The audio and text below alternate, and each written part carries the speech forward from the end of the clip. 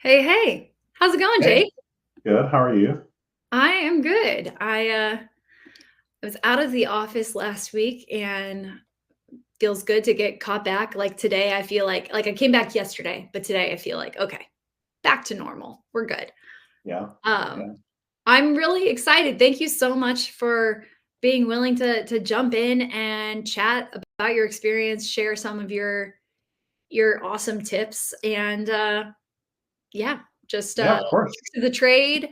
Uh and yeah, just I would say like most people are gonna be like, yeah, what are they doing over there? How do I maybe learn from some of their wisdom? Because you're managing a lot of users and you're trying Yep. to accomplish some big things. So I would love as we get started, I try and like vamp for a minute as people might be logging Sure. in online, but we're going to record this session. And so anybody who wants to catch this after the fact, we'll post it on LinkedIn. So if people can't join for the whole time, or if they want to catch the whole conversation, they'll be able to check out the recording. Yep. Um, but if you would do us the honors of giving quick introduction of your role today, and also I really enjoyed hearing your story of how you got into this career path and this role. Yeah.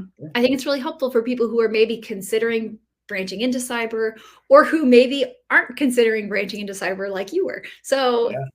give us the rundown of how you got into your role and what you get to do today. Yeah. So the role I'm currently in is I'm the program leader for the cybersecurity awareness program for our full enterprise that covers 150,000 people globally. Um, Quick disclaimer: I'm speaking for myself. If I say anything here, never for my company. Yeah, I got into this. I actually started in high school. I was planning to be a tool and die maker. I was in a tool and die apprenticeship, and just kind of by chance, I got approached and offered an IT internship at a local company. Um, and I was like, yeah, that sounds more fun than 12-hour days in a factory. Um, but so I switched over to that, ended up moving into a systems admin role at a smaller company here, and just kind of snowballed through a lot of different IT roles. And honestly, I was actually I think I figured out 11 different companies in the first 8 years of my professional career, kind of looking for what really am I interested in, what kind of corporate culture makes sense for me. And I have been here at Coke for about 11 years now. And when I first came in, I was in very infrastructure focused roles. There was a time where I was working 12-hour, 24/7 coverage, rotating shifts. And I had a partner in Wichita who worked the same schedule I did, who he went to the security team my first year. And ever since then, he kind of kept prodding me for, hey, we've got this opening, you should go for it. And I was like, I don't know. I don't really see myself as a cybersecurity guy. I'll stick to infrastructure, and got more and more connected with that team as I ended up taking over patching responsibilities, mostly because nobody else ever wants to be in charge of patching. And so a role eventually came up that was for dedicated to cybersecurity awareness. It was the first time we dedicated an entire role to it. It was always someone's secondary or tertiary responsibility before that. And my friend had said to the hiring supervisor, he's like, I know a guy who loves talking to people, and he'd probably be great for this. And Which is a so unique we, quality. Yes. and so we ended up talking about the role and what we hoped it would be. And so this was about 6 years ago or so, and really we were talking about at that point, cybersecurity awareness was very punishing. There was a lot of mentality of the users are our greatest weakness. How do we punish them into compliance, and a lot of focus on click rates and following up with people on, oh, you should have seen this and you should have known this. And we just had a good conversation, I think, of how we could change that dynamic and be seen as partners who are here to support the business, who are here to support people into being able to focus on their job and their comparative advantage. Why do they have the job they have? how do they create value for the business, and we try to keep all the roadblocks we can out of their way. Give them the information they need in order to focus on that main part of their job. And we don't have an expectation that people become a SOC analyst if their passion is in accounting or engineering or whatever else. We don't need them to be able to inspect email headers or sandbox a link on their own. And luckily, timing wise, a lot of technology got us to a point where honestly, today, if one click is going to sync your entire environment, you have a lot bigger problems than just your users. We have all of these tool stacks, whether it's EDR, proxies, URL rewriting that's in emails, all of these different things that are available to us that have significantly reduced the potential impact, number one, of MFA. MFA is a huge, I think hopefully everybody always says that if there's one thing you're going to do for security at your company, it's enable MFA everywhere. That's a huge first step. But with all of that, really we've gotten to this point where we're like, a single click does not sync us. But when I started in this role, I think we had 200 people ever who had used the report button to report a suspicious message, and now we're in the tens of thousands of people who do that. And I think that's incredible. I love that. I think that's hard for a lot of organizations. So let's dig into that first and foremost. There's so many things with like the evolution of your program over the last 6 years, but what was that like, and how long did that take for you to convince the people around you to refocus the metric that you were trying to improve and make an impact on? Yeah, so luckily my leadership was already bought in. So we just had to convince the leaders of all of the other companies. And we had a lot of allies. Honestly, we did have a lot of allies across the organization already who, once we talked about the concept, were on board with it. So then it was just a matter of working through everybody and making sure everyone understood what our objectives were, how we were going to go about it, how we were going to kind of step our way through it. And definitely had some resistance. One of the things we did is we stopped giving individualized data out on phishing simulations. Yeah. So nobody could go look up their friend and then go razz them about, oh, I can't believe you clicked on this. Didn't you see whatever? And we stopped doing management can't like kind of have an opinion about somebody. Like you said, these people have value to the organization. Yeah. You don't want to divorce that from just because they have a hard time identifying phishing. Yeah. One of the analogies we used, I'm gonna steal this from my boss. He came up with it. I don't know that I even want the credit for this analogy, but the analogy we would use a lot is, if we've got our kids and we're telling them, hey, you're not allowed to have cookies before dinner, and they go and they sneak a cookie out of the cookie jar. Okay, we need to follow up and have a conversation about that. There's probably going to be repercussions, right? You were clearly told not to do something and you did it knowing you were doing it. But if we take cookies and we crumble them up and put them into meatloaf and we serve them meatloaf for dinner, and now they start eating it, and then we yell at them, we're like, hey, you're not supposed to eat cookies before you're done with dinner. They don't know. It was a trick. And so similar thing with these emails, they're supposed to trick people. Yeah. And so punishing people for falling for a trick, or, yelling at people that they fell for a magic trick at a magic show. That's the whole point of these things, is they're meant to trick people. The biggest thing that's important is the follow-up. What do you do after you make a mistake? You gotta do the milk analogy too with kids. Yes. Yeah. At the time, my kids were younger, and so we use the other analogy too of, if my kids spill a glass of milk on the carpet, I know they're going to spill milk on the carpet. It's going to happen. They're young. I might have even overfilled it. Maybe that's my mistake. Maybe I have some ownership there.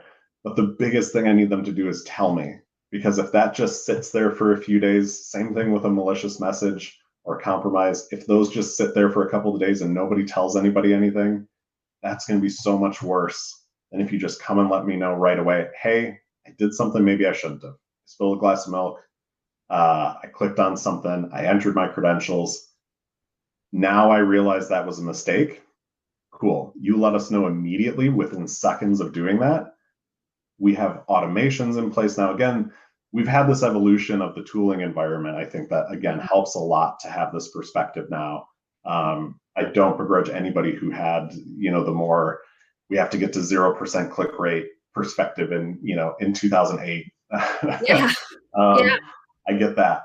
But yeah, today it's, we have all of this now, and we have all these automations and things that are in place here in our environment to do automated analysis, automated remediation, containerization, all of this. So Can I ask you a question about that? I was thinking I had a call with somebody recently and they were a small team, right? So to be fair, they didn't have a ton of resources and they didn't really have a mature SOC. Did you feel like your SOC's maturity and their tools and ability to monitor those emails helped you be able, like, did that happen first and then you were able to take this approach of really? so that was a huge thing we had to change, as initially when people clicked that report button, they didn't get a response back. Mm, So we built out, I say we, I don't have the technical aptitude for this, but helped with a little bit of the concept. yeah, But our automation team built out the capability to do automated analysis. Again, now we have tooling offered from several vendors to help with automated analysis of these things. They're getting more and more accurate, and automated responses to those users to say, hey, we analyzed this, here's what we found. And especially when we find something malicious, it's letting them know, hey, thank you for reporting this.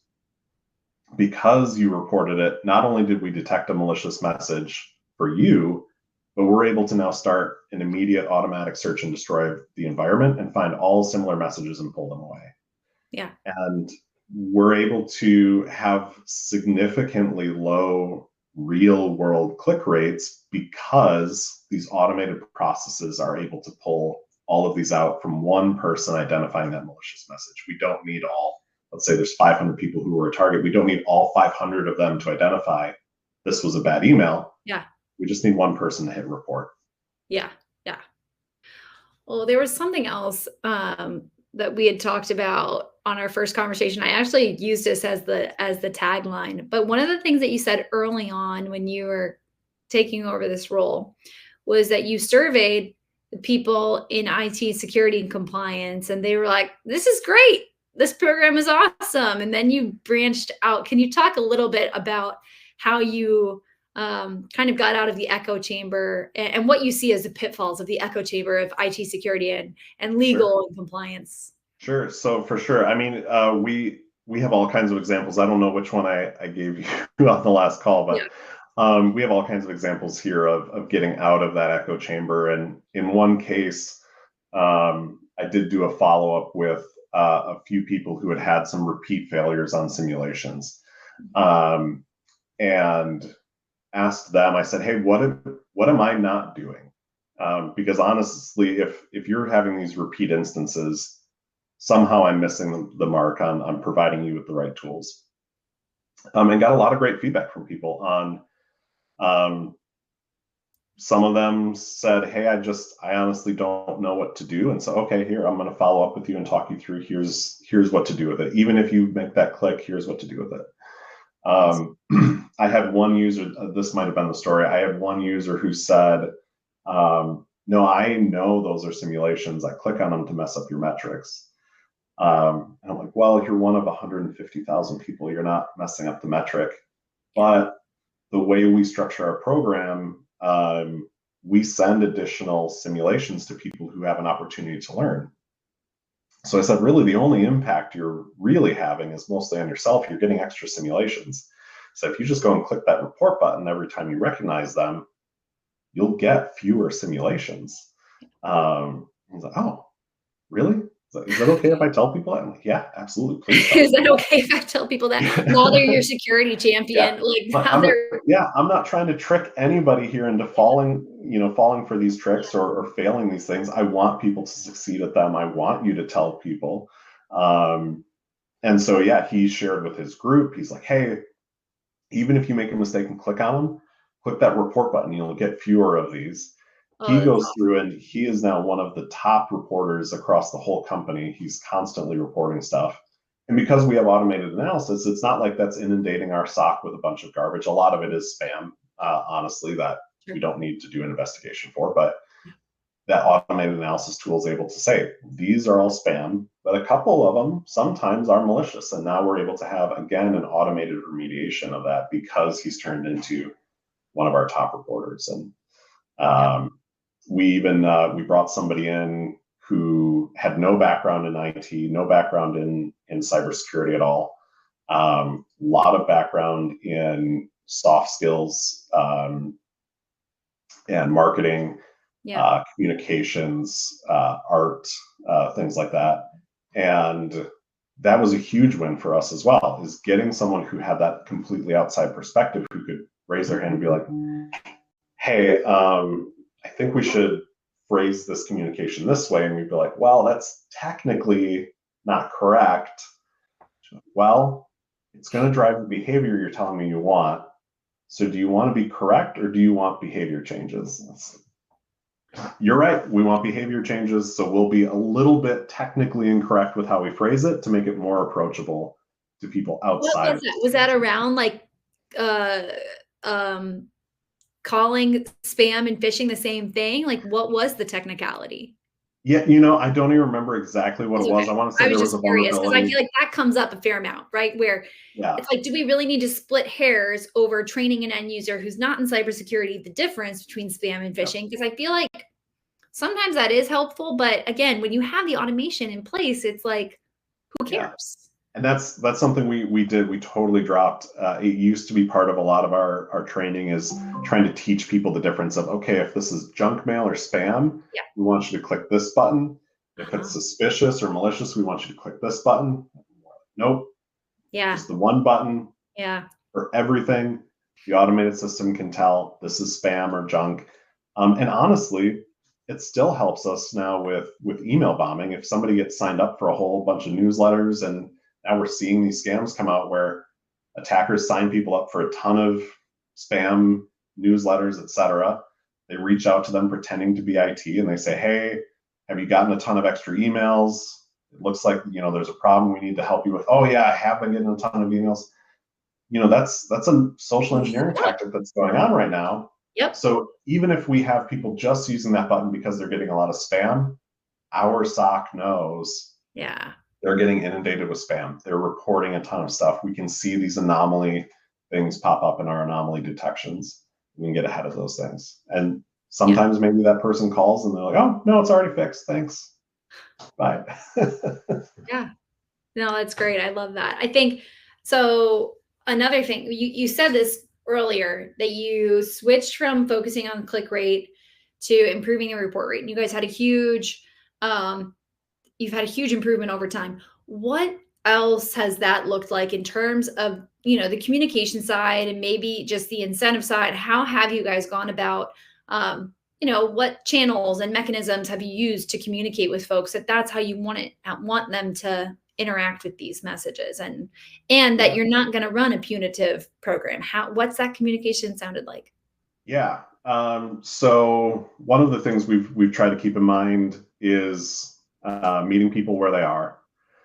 Where are they actually interacting with communications? Um, there are how many different newsletters and things that go out in a corporate environment? Do we want to be one more, or are there existing ones that have high engagement we can be part of? Hmm. So that was a big thing for us. Is there regional communications or site level specific communications where we can just get into some comms trees and say, hey, can you include an article about this or just a footnote about this? Um, Connecting with people doing all hands conversations. Again, there's other reasons why people are attending that call, whether it's benefits or quarterly update, whatever, and just ask, hey, can you mention this one thing for us? Dropping into safety meetings, safety briefings sometimes, information there. And then the other one that's been a big driver for us is not focusing on extrinsic motivation, but rather intrinsic motivation. Um, extrinsic motivators, whether they're negative or positive, whether you're carrot or stick, whether you're saying, hey, you're going to be fired if you click 3 times, or you're going to get entered into a winning for an iPad if you report 3 times. Those are all extrinsic. They're great for getting people to know that you exist, but Mm, actually changing behaviors, we need the intrinsic motivation. We need people to just know that that's the right thing to do yeah. and build that into the intrinsic thought processes in order to actually lead to a change of behavior. So we did a few things. We have a couple of things that are those extrinsic motivators, mainly carrot based right now, Yeah. almost entirely, to get people to know we exist. But after that, all of our motivators, we really try to drive the intrinsic motivations of, hey, if you delete, you're only protecting yourself. If you report, you're protecting the whole company. I love that, and I think one of the when I reached out to you, I was like, I kind of geek out for this from a parenting perspective, and we talked about spilling milk, and we've been there and, Yeah, like, whatnot, but I think about how there's a lot of advice around potty training. My kids are 5 and 2, okay, so to be fair. sure. But there's a lot of advice about potty training to not extrinsically motivate them because that's not actually teaching them the skill to, like, understand when they have to go to the bathroom and just go handle it. And so then you can get in this cycle where they don't actually understand when they need to go. And there's tons of other examples of this with kids. I just saw a meme the other day that was like, apparently, I've done such a good job of making sure that my kid is intrinsically motivated that their teachers can't convince them to do anything because they just are like, they're Can't like drive them. immune Yeah, to bravery. Yeah. yeah, yeah, But I think that that really is when we talk about culture, which is like a big buzzword in security awareness, right? Is like, how do you build a good security culture? It comes from the corporate culture that is, the sum is greater than the individual. And I think that that really does make a lot of sense that if people can yeah, understand and trust that they are being a team player, they're protecting their own job. I mean, it's yeah, extrinsic too. I don't know. It's like, yeah, yeah, yeah. anyway, I don't know. Anyways, no, I Yeah. mean, it really is There is a self-serving. loop there, I yeah, guess that's for what I sure. mean, but it still is intrinsic. Okay, anyways, I'm getting the Yeah, yeah, terms we're good. confused. But you know what I mean? Like you're gonna Yeah, protect your own job, your own security, the organization as a whole.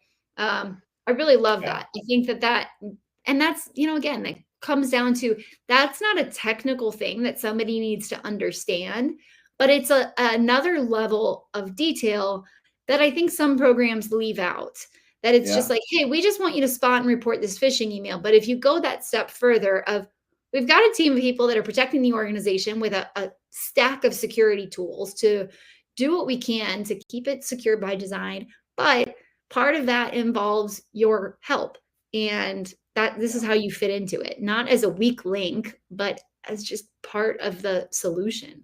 Yeah. Um, No, we talk about layered defense, and the principles there are we don't expect any one tool or any one piece of that, including the human, to stop everything, mm, right? We rely on this overlap of all of these different specializations of different tools, different specializations of people to get to a point of a risk adjusted point of security. And that's a big thing for us with a lot of the conversations we'll even have with the businesses and the people within them who are just trying to ship product or what have you. And it's, hey, we don't want to be the team of no saying you can't do that, that's risky.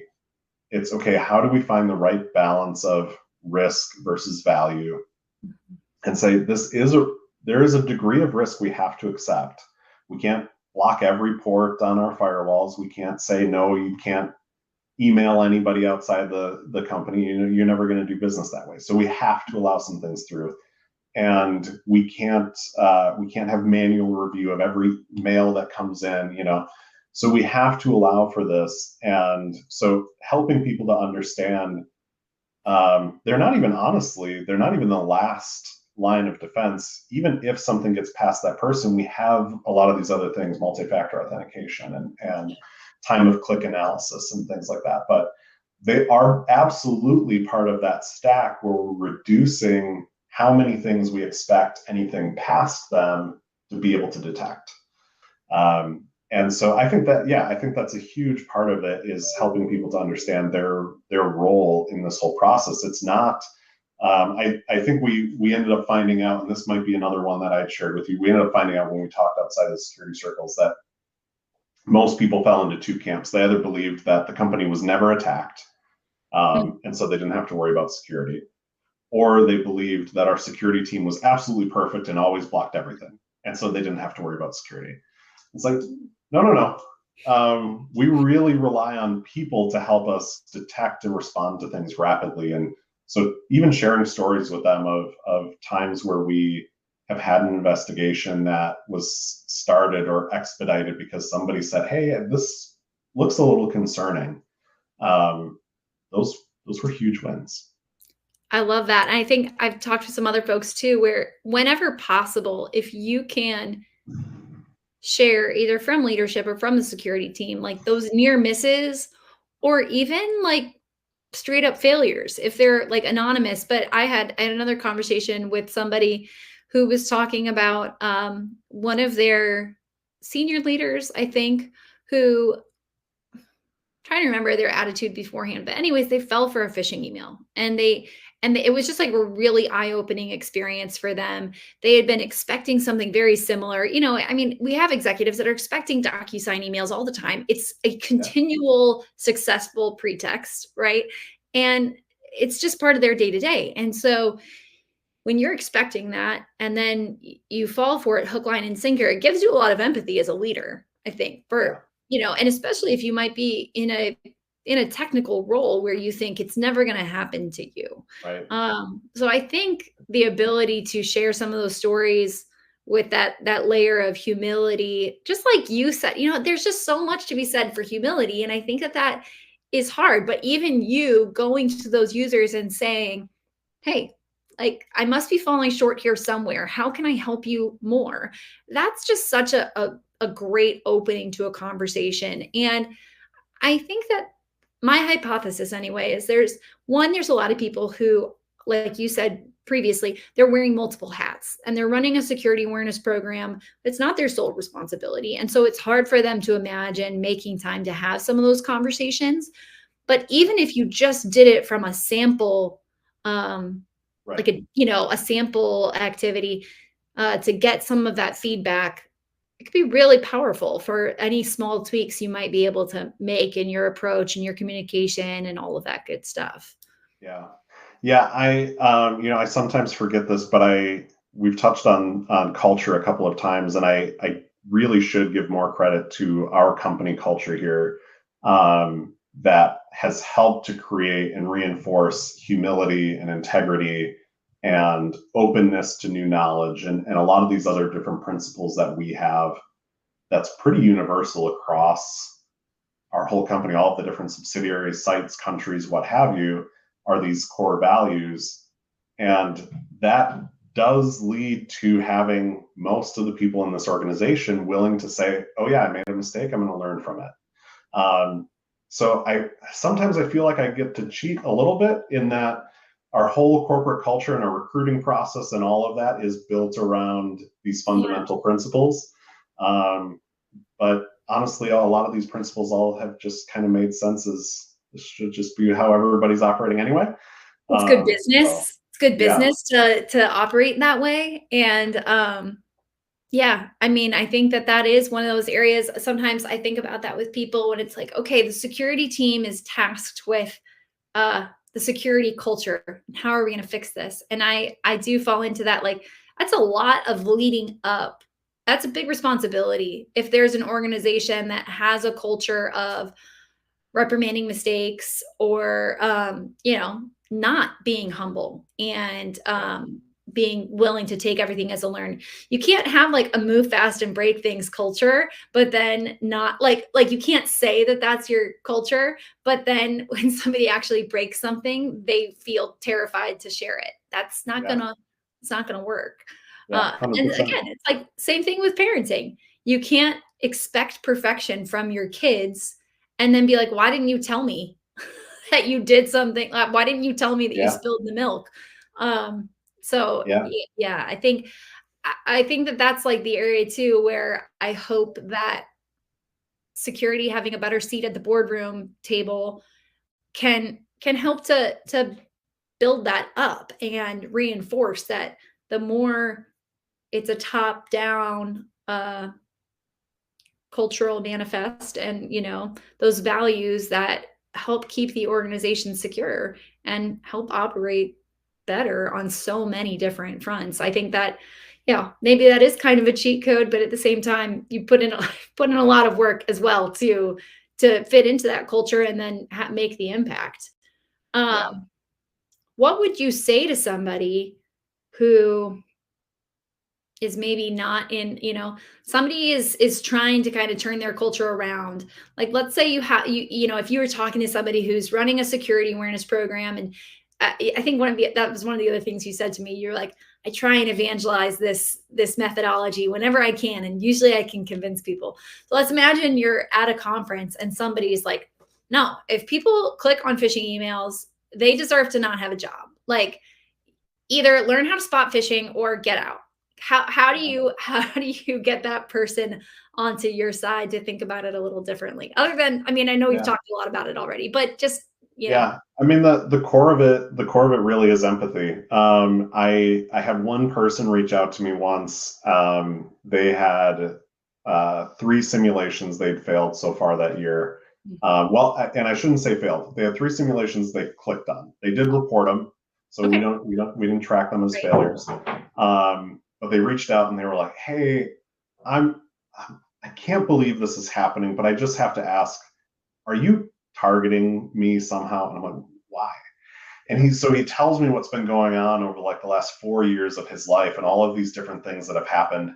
And somehow the templates we've chosen to run for simulations were very applicable to what was happening that week for that person. And they're like, "I'm normally awesome at catching these, but you just tailored these specifically to what was happening in my life. So like, are you like scraping my social media, or like, what is this?" I'm like, honestly, this is the best story of what attackers are hoping for. They're sending these messages to thousands of people, hoping that it's particularly applicable to at least one person that day. And God, I love that story. somehow we just hit 3 times in a row for you. And it's all just chance. It's just chance that ended up happening. Yeah, but that's So the thing. yeah, connecting with people on that, and again understanding what's going on for them, is really, I mean, I think that's the cornerstone of it, is just what was going on, what else was going on that led to that mistake, and how can I help you to take you that step back, step out of the fear or the panic mode that these emails are trying to elicit, or the excitement. Yep. Sometimes it's a positive thing Yeah. that they're using as a lure. How can I help you to step out of that, return back to your higher brain, and look at this critically? What tools can we offer for that? And that's a huge part of awareness, especially the smaller programs. But again, the other big driver is just really, really trying to reinforce for these people make mistakes, let someone know who can help. And a lot of times the connection for me has been flipping that of, where do I need help? So accountants, I hate to pick on them so much, but I use them as a great example of a role I could not do. Not my strength, not my skill set, not my comparative advantage. I absolutely need them. We need them for our businesses to operate properly. I need them for filing taxes. But when I need help with those things, when I don't understand these things, I go to them and ask. And a lot of those things to them are very mundane, basic, essential, fundamental things, where if you ask anyone in their profession, they'd be like, "Oh my God, really? You need to ask that?" Yeah. Hopefully not. Hopefully that's not their response, but at least somewhere in their head, maybe that is what they're thinking. Yeah. And it's the inverse. We have these things that we see every day. We get very accustomed to them, and it's easy for us to say, "Oh my God, how did they fall for that? That's ridiculous." It's like, well, what was going on? What's the context there, and what is their skill set supposed to be? Because it's probably not identifying phishing emails. Yeah. Yeah. And they're not the ones that are running a program thinking about it all the Yeah, time, you know? yeah, And yeah, yeah. I would hate for us to lose one of our top salespeople or engineers or accountants because they weren't good at somebody else's job.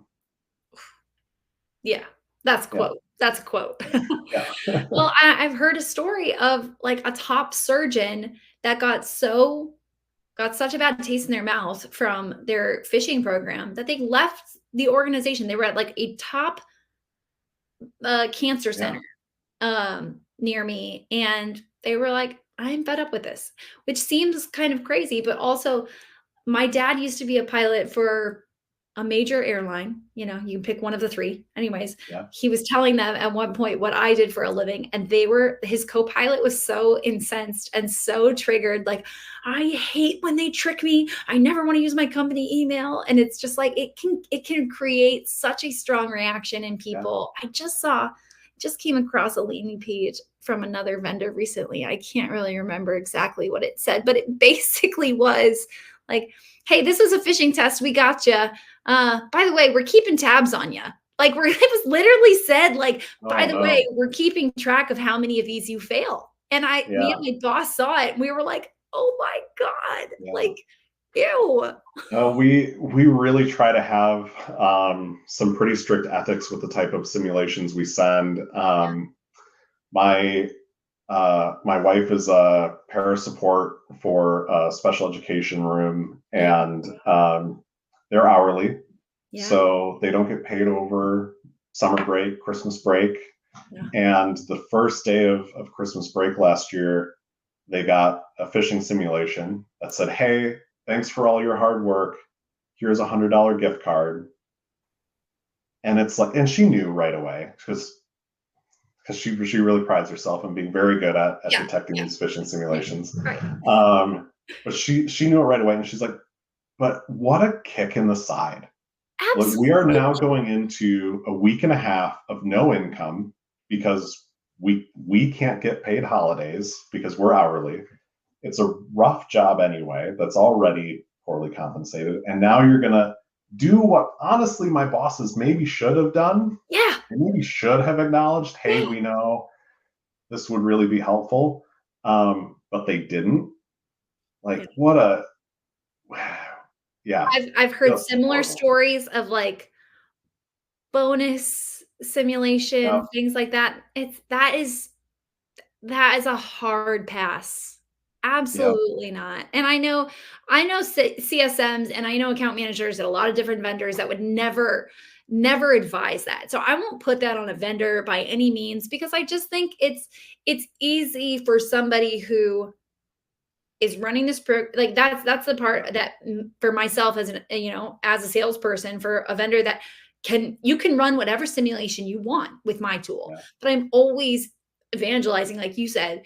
You want to have people. I think that the other yeah, quote you said is like you want to have allies and not enemies, and so yeah, the more you antagonize people, it's like sometimes people get that little like, ooh, this will be fun, and you just yeah, don't want that. It's yeah. going to, yeah, I I have to give this person the slightest bit of credit, yeah, and a little bit of a bash story against the vendor.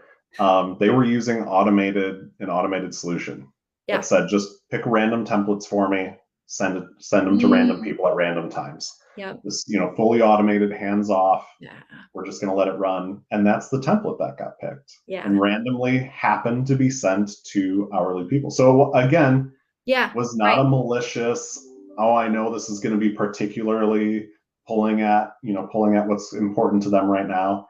It was very much this random chance of yeah, the wrong people at the wrong time and the wrong lure. And honestly, my perspective, it just shouldn't have even been in the pool yeah, of possible yeah. templates. But Especially not something that could be randomized. It should, that should be something. If you want to run a simulation like that, you should have to handcraft it yourself, and right, choose exactly who it's going to.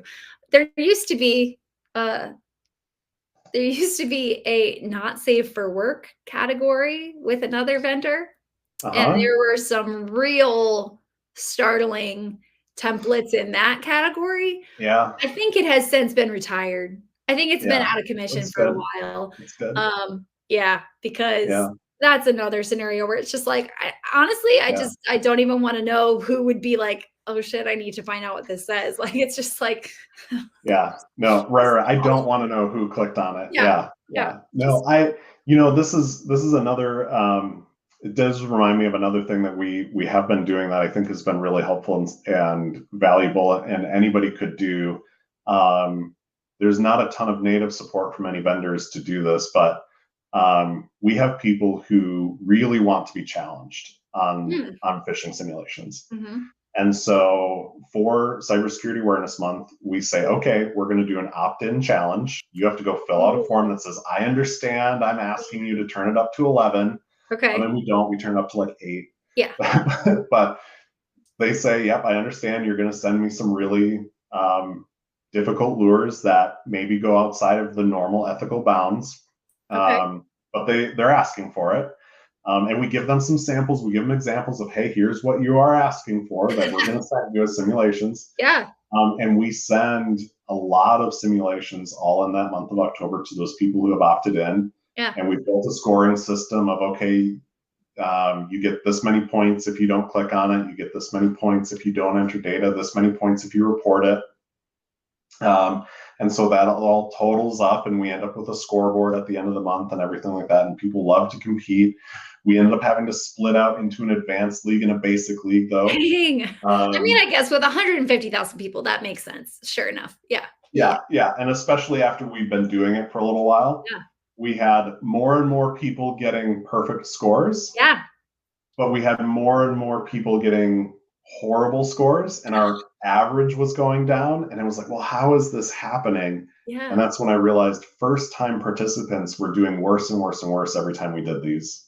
Oh, And the veterans were doing better and better and better. okay. So we Alright. split it and we said, okay, we're going to do Okay. a basic. If this is your first time, we strongly recommend you do the basic league. If Yeah. you're coming back or you really want to push yourself, you can do the advanced league. And that balanced everything back out again. And we had some much better experiences, I think, for people who were just starting out. I love that. I have a friend who runs a program, and, I think she did it during Awareness Month. She let people fish their friends. Like, Oh man, I yeah, think it was also probably an opt-in kind of thing. I have to have her on and get the details, but yeah, I mean, I would have done that to my coworkers when I was at a bigger institution, I mean, yeah. we would have had so much fun with that. Like, "Okay, We let's do uh this template." But we tried doing a build a fish challenge yeah. where people could design a fishing simulation, and we would go through and review them, and the two that we thought were best as simulations we would actually send out in Awareness Month, and we would see how they did, and then we would say, okay, this one did the best with changing behaviors and things like that. But some of the submissions we ended up having to do some honorable mentions for, like, this is an extremely good phishing email for an attacker to use that we would never ever send as a simulation. Yeah. But we would call some of those out because it's like, wow, some of you are I just You diabolical, go and I ahead want and to get give you yourself credit a for it. job as a red team, pen Yeah, tester. yeah, for sure. Yeah, Yeah, yeah. So we had quite a few that were either just hilarious of the premise yeah, or hyper focus, and it's like, okay, for anyone at that site, yeah, that would be a perfect phishing email. yeah, Or again, some of them were just very devious, and it's like I don't think I ever would have thought of that. And luckily, I haven't seen any examples of, of attackers trying that yeah, in our environment. But yeah. wow, Oh, yeah, that's so funny. That's cool. I think those are really fun ideas though for people. I love the idea of an opt-in, like real challenging for Cyber Awareness Month because I think that's another thing that I mean, theoretically I could see an organization using that kind of opt-in for their whole program. Hey, look, we're going to be doing simulated phishing. Do you want yeah, the easy do you want the average mode or are you ready to level up? Because I hear that from people from time to time where they're like we want to make sure it's hard. And I'm like, okay, but yeah, do all of your users really want that? And, or are you going to yeah, create an environment that then, pushes some people away? yeah. And so I think giving people that choice to say, Yeah. but Some I like something this we've in October. Because the other thing something we've talked about going after, yeah, honestly, is a lot of people give feedback after that October event of like, hey, could you do this all year? can you opt me into something like this for the whole year? That's like a game for them all the time. Yeah, yeah. So yeah, again, not a lot of support natively from many vendors. I think a couple are working on some things like this, Yeah. or at least it's close enough that we can, we can budget and make it work. But Yeah. um, it's not to the point where I can say, yeah, I can run something like this all year. Mhm. Um, at least not with the scale that we're at. But Yeah, that's the thing. yeah, It's definitely you're dealing with a massive scale. Well, yeah, that's that cannot be ignored. yeah, But and I think that's the other thing that can get hard when you're dealing with a scale that big.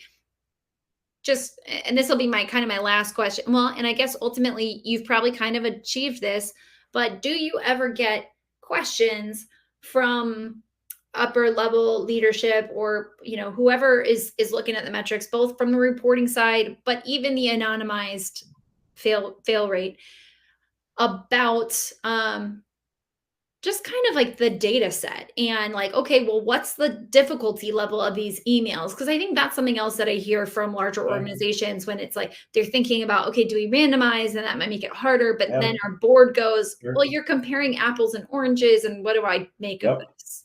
Yep. So yeah, we do run some benchmarks where we send the same simulation to everybody in roughly the same time period, Mhm. so that those give us a little bit more of an apples to apples. Yeah. But a big thing that did change for us again was that move from click rates to report rates. So I want people to build that muscle memory of clicking that report button. Yeah. Honestly, a lot of the simulations we have, not all of them, we have some that, depending on the opportunities for that specific group, we do try to craft them to be a little more difficult to detect.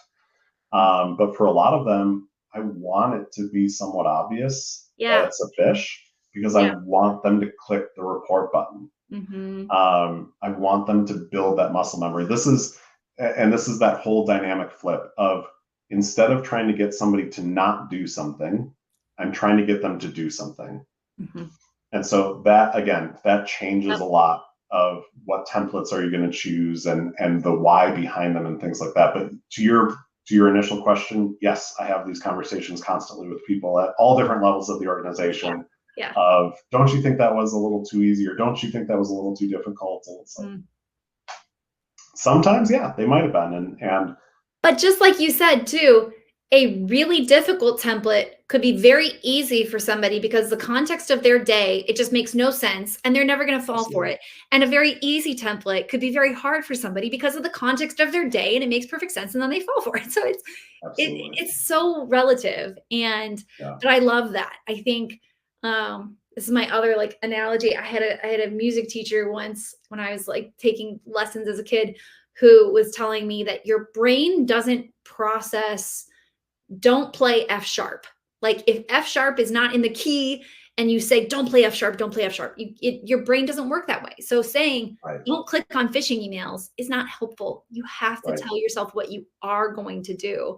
And I Yep. love that. I think that's like Yeah. such a great note to end on that like reinforce if you really want behavior, just reinforce and make it easy for people to have that muscle memory of Yeah, I mean, ultimately, the goal of the awareness program is to reduce the risk, the operating risk for the company.